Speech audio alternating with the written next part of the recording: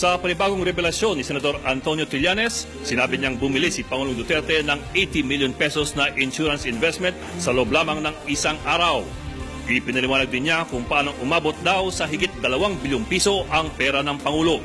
Ano ba ang pinagkakakitaan mo, Mr. Duterte? Mayor ka lang naman ng Davao City noong mga panahon na yan. Wala ka namang negosyo. So saan galing yung tumataginting na mahigit na 2 bilyong piso? Pinangalanan din ng senador ang sinasabing nagpakalat ng peking bank account niya. Nababayaran pa raw ang lalaki ng 10 milyong piso kada peking impormasyon. Nasampa naman ng reklamo ang opisyal na nag-iimbestiga sa bank accounts ng Pangulo.